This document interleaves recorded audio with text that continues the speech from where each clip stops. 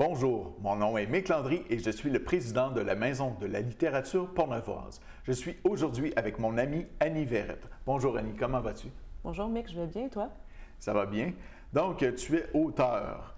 Ça remonte à quand tes premiers gribouillis, tes premières phrases, tes premières petites histoires? Je pense que ça remonte à l'enfance quand même. Quand j'étais au primaire, en fait, même avant, quand je ne savais même pas encore comment écrire, j'étais fascinée par l'écriture. J'essayais d'imiter les lettres que les adultes écrivaient. Bien sûr, je ne suis pas sûre que ça ressemblait vraiment à des lettres de l'alphabet.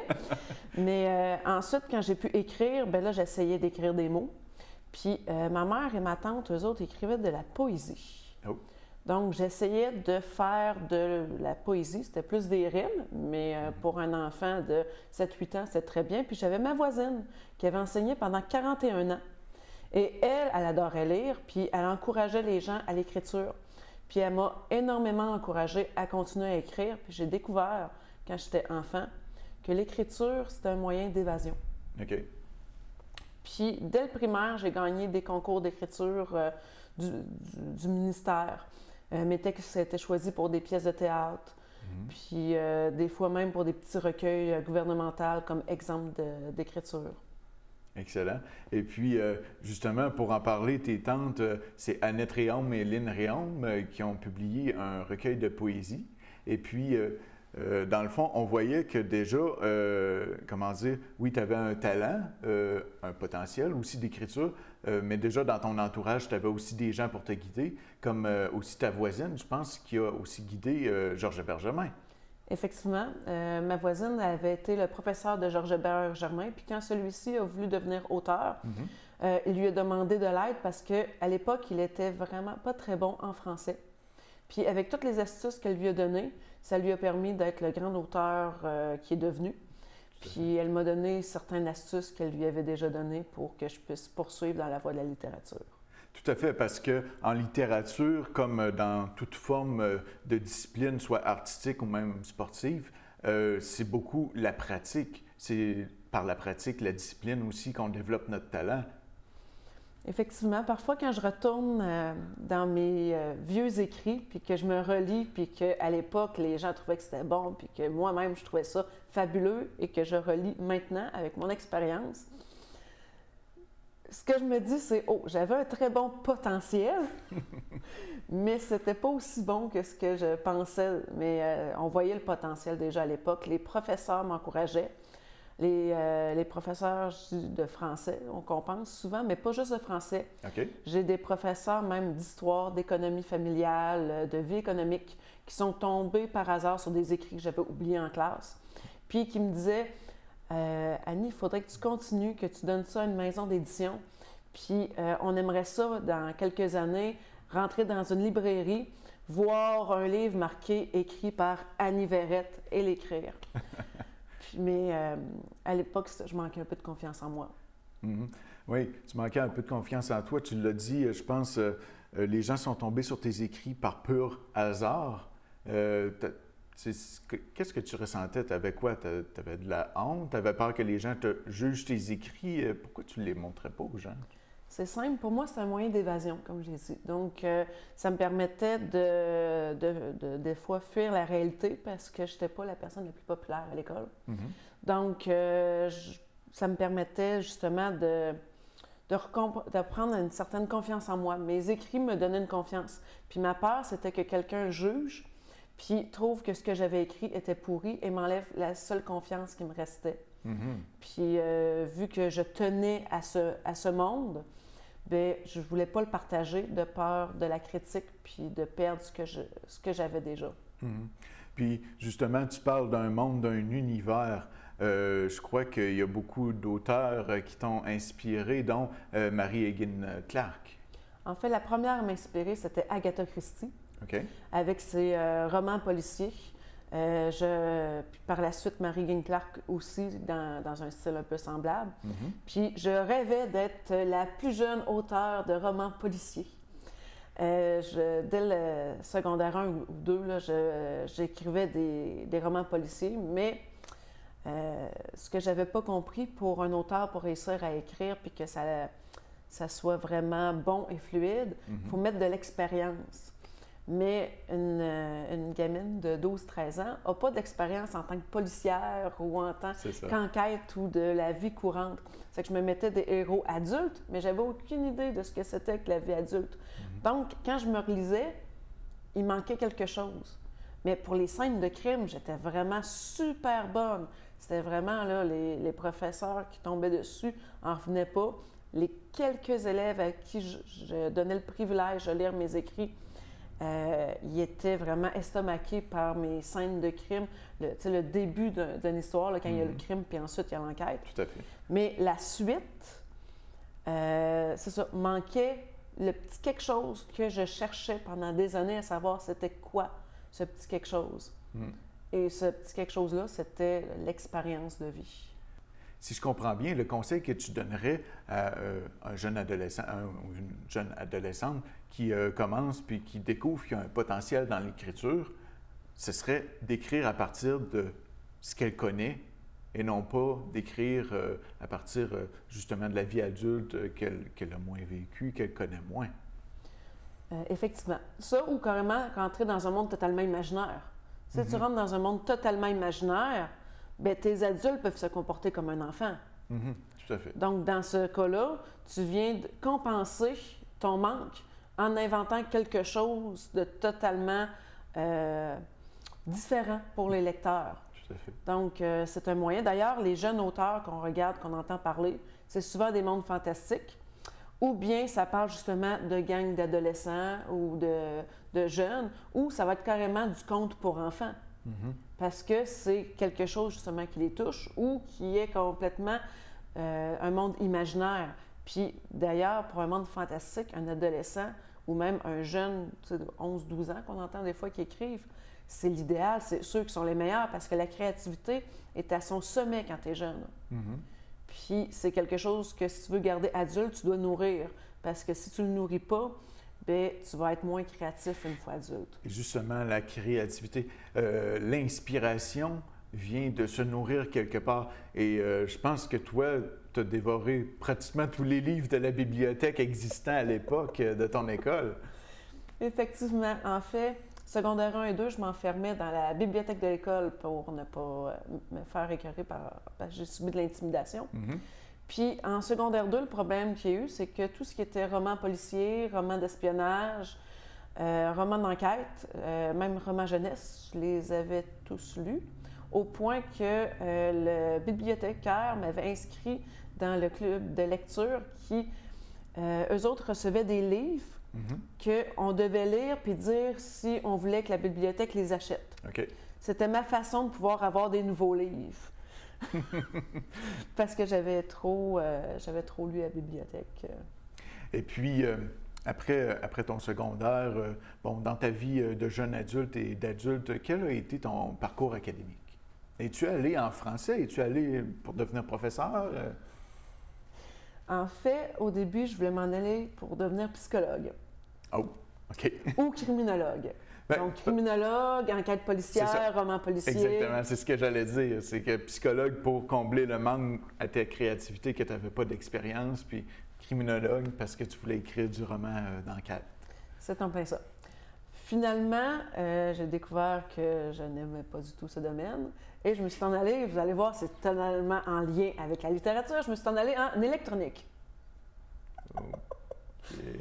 Donc, j'ai complètement mis de côté l'écriture. Bien, pas l'écriture, mais le côté vraiment plus littéraire. Puis, je me suis concentrée à l'électronique. Sauf que j'ai découvert qu'il me manquait quelque chose, encore mon idée d'écriture. Et dans mes temps de pause, j'écrivais. Et là, en électronique, je pense que tout le monde s'en doute, j'étais la seule fille dans ma classe. On était 7 filles pour à peu près... je pense que c'était quelque chose comme 300 étudiants. OK. Donc, c'était vraiment masculin. Puis à un moment donné, j'écrivais. Et bien sûr, il y avait des garçons qui se plaçaient au-dessus et qui regardaient ce que j'écrivais. Puis il y en avait 2 qui étaient tombés en amour avec un texte que j'étais en train d'écrire, une histoire, qui n'était pas du tout un roman policier. C'était même une romance. Puis c'était des garçons qui, d'habitude, ne lisaient pas. Ils n'aimaient pas lire. Sauf que là, il était, au contraire, complètement subjugué par mon texte. Puis j'écrivais, puis jamais assez vite pour eux autres. Ils voulaient tout le temps la suite, tout le temps la suite de mon histoire. Puis c'est là que j'ai eu comme des vrais fans qui me motivaient à écrire. Puis j'ai découvert que quand tu as quelqu'un qui veut la suite, c'est motivant. Exactement. Ça me donnait le goût de poursuivre. Ça a été la première histoire, le premier manuscrit que j'ai écrit jusqu'au bout, que j'ai terminé. OK. Mais je ne l'ai jamais publié. Ah, qui sait, peut-être un jour. Peut-être. Et puis présentement, ton travail actuel, c'est d'être technicienne en laboratoire en chimie. Donc, tu es passé d'une passion du français vers l'électronique, l'informatique, puis maintenant en chimie, en sciences. Peux-tu nous en parler un petit peu? Bien, la science, c'était quelque chose qui m'intéressait beaucoup au secondaire. Sauf que, c'est ça, ma passion pour les enquêtes criminelles m'ont poussé plus en sciences humaines pour aller du côté criminologue.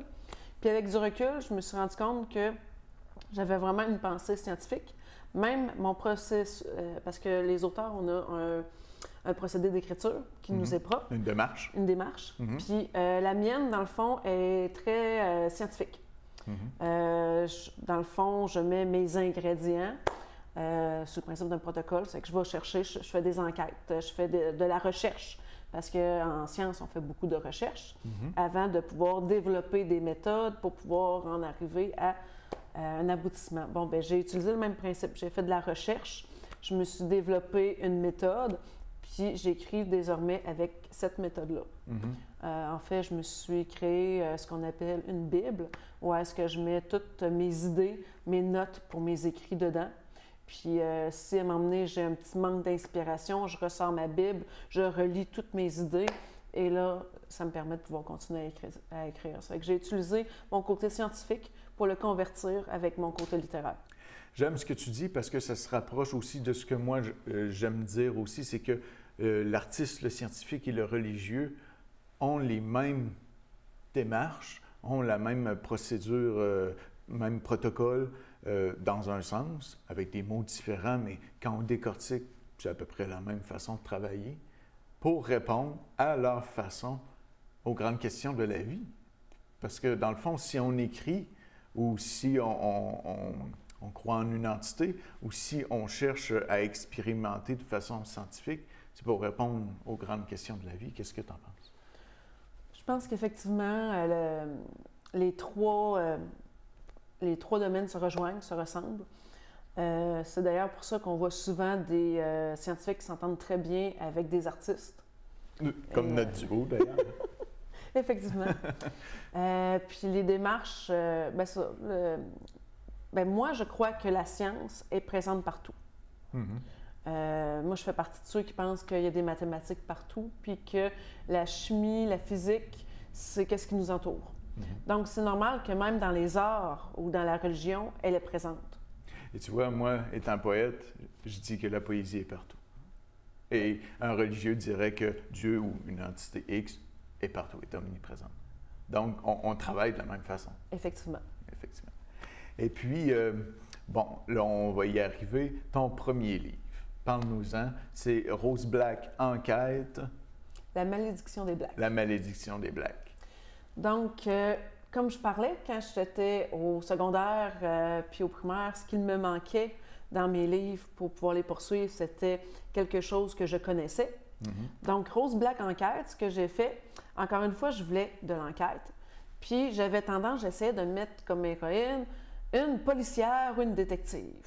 Mais je ne suis pas policière, je ne suis pas détective, je ne suis même pas criminologue. Donc, j'arrivais pas à avancer. Mais mon début d'histoire, mon prologue, il était vraiment bon. À un moment donné, je jasais avec toi, Mick, puis tu m'as posé comme question, oui, mais Annie, ton personnage principal, est-ce qu'il est obligé d'être un enquêteur ou un policier? Exactement. Ça peut pas être n'importe qui fait une enquête. Et là, c'est là que j'ai eu le déclic. J'ai dit, ah ben oui, mon personnage va être technicienne de laboratoire. Une technicienne de laboratoire, c'est scientifique. Une scientifique, ça fait de la recherche, donc c'est normal que ça mène une enquête sur le même principe qu'un journaliste ou n'importe quoi d'autre qu'on peut voir comme type d'héroïne ou de héros dans des livres d'enquête. Exactement. Fait que là, ça m'a permis de pouvoir écrire. Puis l'autre point qui me faisait bloquer, qui m'empêchait, parce que ça m'a pris un bon 4 ans que je restais juste avec mon prologue, que j'essayais de réécrire le début, puis que ça ne fonctionnait pas. Et l'autre point, c'est que j'arrivais pas à soit tout écrire à la première personne ou tout écrire à la troisième personne. Et encore là, c'est en discutant de mon problème avec toi que tu m'as dit « Oui, mais tu pourrais pas faire alterner les deux. » Et là, le déclic s'est fait dans ma tête. Et là, j'ai été capable d'écrire Rose Black Enquête, l'histoire d'une jeune technicienne de laboratoire qui hérite d'une immense fortune et qui, pour y toucher, elle doit absolument vivre sur le domaine familial, mais évidemment, le domaine familial est réputé pour être maudit.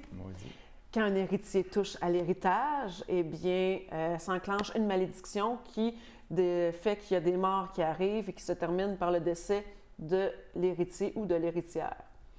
Vu que mon personnage est une scientifique, mon personnage ne croit pas au surnaturel, donc elle touche à son héritage, elle se ramasse sur le domaine, mais elle se rend compte que si elle prend les faits tels qu'ils sont, peu importe qu'elle croit qu'il y a du surnaturel ou non, si elle n'enquête pas, elle va finir par mourir. Parce que peu importe qu'il y a du surnaturel, il y a toujours les morts à la fin. Exact. C'est ainsi que son père est décédé, que son grand-père est décédé, et ainsi de suite. Donc, elle n'a pas le choix, elle doit mener l'enquête. Et là, elle se ramasse qu'elle découvre qu'il y a des secrets familiaux qui sont enfouis depuis des années, qu'elle a vécu dans le mensonge, puis ça la déstabilise totalement. OK. Puis, une fois que j'ai justement réglé qu'est-ce qui me bloquait, bien, j'ai pu écrire mon livre en l'espace d'1 an. OK. Et puis, comment a été la réception des gens par rapport à ton livre? En fait, très positif. En fait, la première à qui j'ai fait lire le livre, c'était ma fille. À l'origine, je ne visais pas du tout les adolescents. Je visais les jeunes adultes. Et à un moment donné, ma fille était par-dessus mon épaule en train de lire une partie qui parlait d'une légende pirate dans le livre. Puis, elle fait « Hey, je veux lire ton livre. » Fait que j'ai dit « OK, je vais te nommer comme étant ma bêta-lectrice. » C'est-à-dire une personne qui, au moment que j'écris, lit au fur et à mesure, m'apporte ses commentaires, qu'est-ce qu'elle aime, qu'est-ce qu'elle n'aime pas, pour m'aider à pouvoir adapter pour le lecteur ou la lectrice qui va lire mon roman. Donc, ça a été la première. Et quand ça a été terminé, elle a dit « Tu vas en écrire un autre, hein? » Puis c'est ce que j'aime parce que les gens, lorsqu'ils achètent mon livre, puis qu'ils le terminent, ils me disent « C'est quand le deuxième, là? Tu me le dis quand le deuxième. Je veux acheter le deuxième. Puis là, ça fait à peu près 2 ans que j'ai écrit mon premier. Et là, les gens me disent « Là, tu vas le sortir, là, le deuxième. Là. On l'attend, là, Annie. Ça fait 2 ans là, qu'on attend pour notre deuxième. » Fait que ça, c'est motivant. C'est les gens, ils ont de l'air à l'aimer. Il y en a plusieurs qui ont dit « Il y a un gros défaut, ton livre. » Je dis « Ah oui, quoi? » Il dit « Quand on commence à le lire, on n'est plus capable de s'arrêter. » Ben oui, ce qu'on appelle en anglais un page turner, un tourne-page. Une des lectrices m'a dit « À cause de toi, j'étais obligée de manger des sandwichs au fromage parce que j'étais pas capable de m'arrêter, donc je mangeais sur le coin d'une table. » Et puis, justement, tu parlais le deuxième, mais ta deuxième publication n'est pas le fameux tome 2 de Rose Black. Non, j'étais en train d'écrire le tome 2 de Rose Black, puis j'ai recroisé, parce que comme j'ai dit tout à l'heure, quand j'étais au secondaire, j'étais pas une personne très populaire, en tout cas pas en secondaire 1 et 2. Je me faisais beaucoup intimider. Puis, en secondaire 4, à un moment donné, j'ai décidé que c'était terminé, que je ne voulais plus me faire intimider, ou du moins me faire beaucoup moins intimider. Puis, en jasant avec des amis, il m'est venu une idée de créer une gang, que plusieurs ont surnommée la gang des exclus. OK. Puis, le principe est très simple, c'est que j'allais voir les gens qui étaient tout seuls, ceux qui étaient sensibles à être intimidés, puis, ou même qui en subissaient. Puis je les invitais à se joindre à nous, de façon à ce que, dans le fond, c'était le fait qu'on avait des problèmes sociaux qui nous réunissaient ensemble. Puis c'est là que toi, tu as dit « Hey Annie, tu n'as pas le choix, il faut que tu écrives cette histoire-là. » Tout à fait.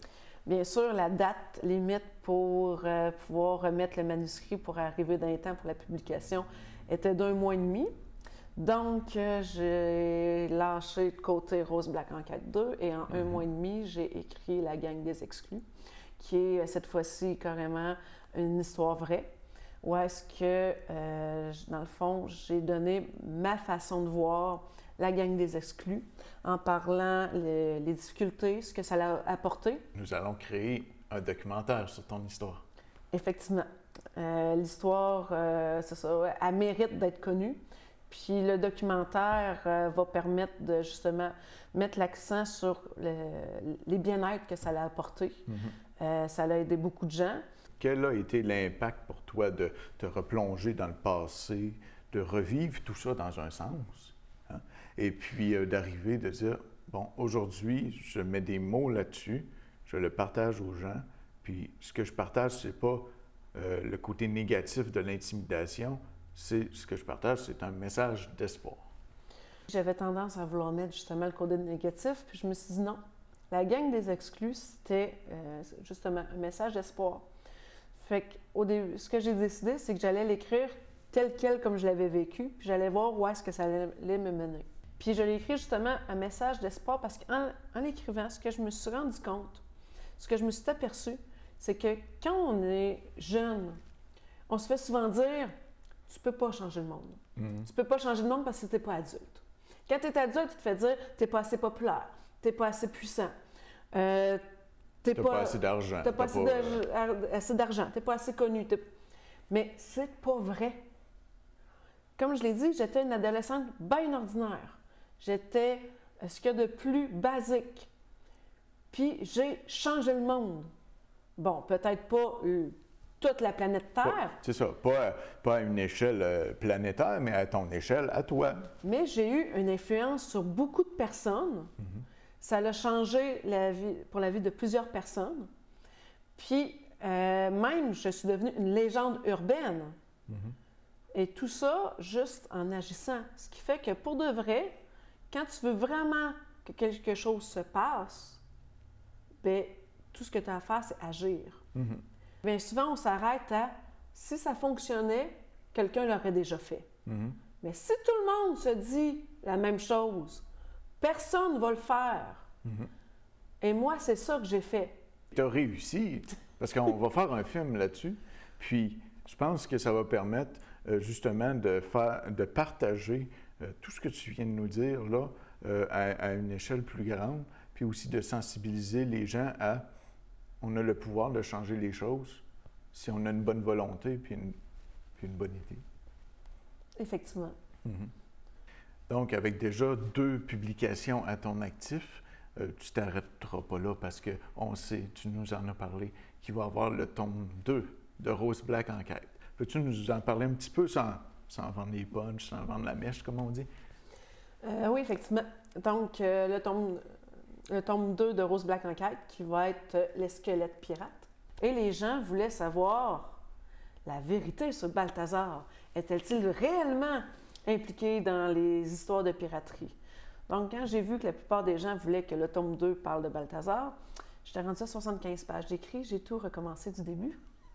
Donc, j'ai dit, je vais faire plaisir à mes lecteurs, je vais parler de Balthazar Blackstone. Donc, j'ai mis quelques indices, j'ai mis une histoire au début qui, encore une fois, moi je suis forte dans les prologues, qui se passe dans le passé, qui raconte une certaine situation et que ensuite on retombe dans notre présent actuel et on essaie de voir comment est-ce que Rose Black va arriver avec les indices de ce passé-là. L'ellipse temporelle qu'on appelle. Comme dans le tome 1, le début, le prologue, était comment est-ce que Matthew Black, l'ancêtre de Rose Black, avait déclenché la malédiction. Bon, ben là, cette fois-ci, on commence carrément avec des pirates qui sont prisonniers d'une forêt en feu. Oh! Donc, on a un élément déclencheur tout de suite là, qui nous donne le goût de continuer l'histoire. Et là, ensuite, on retombe à notre présent. Rose Black Enquête, qui a décidé que son domaine devenait une auberge. et qui inaugure l'auberge. Et en même temps, elle se retrouve que sa tante qui était à l'asile sort de l'asile.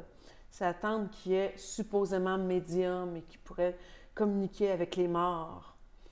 Et là, tout d'un coup, Rose Black découvre des squelettes. Et là, tout s'enclenche sur le fait qu'elle doit se mettre à nouveau à enquêter sur les mystères de son château. Voilà un synopsis qui nous donne vraiment le goût de continuer à suivre ta carrière d'auteur.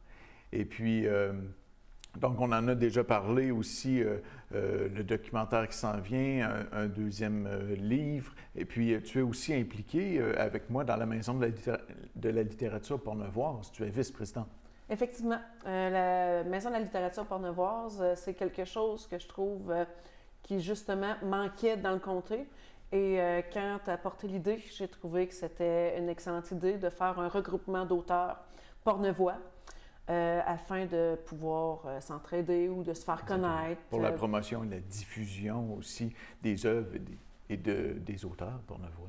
Puis avec une maison de littérature, où est-ce que justement on regroupe les auteurs, ça permet de pouvoir créer des événements comme la Foire du livre indépendant de Portneuf ou tout simplement le Flip, qui s'en vient bientôt, qui est dans le fond, pour le commun des gens, on pourrait dire que c'est un salon du livre. Oui. Mais à Portneuf. C'est ça, exactement. Un genre de salon du livre, mais plus foire. C'est plus une foire, c'est-à-dire qu'on est là pour montrer ce qui se fait, pour montrer aussi les auteurs, puis pour créer ce lien entre l'auteur et son public.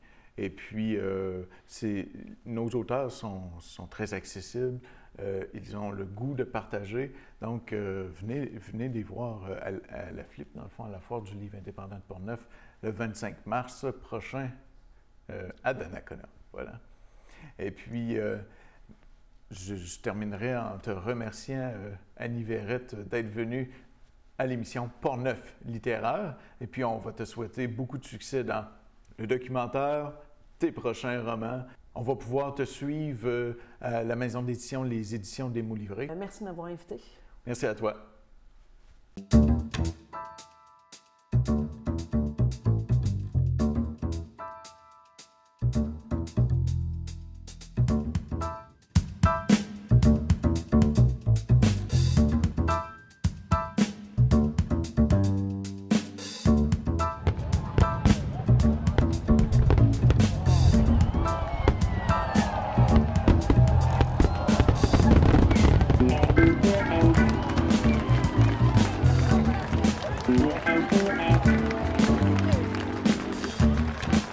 Thank you.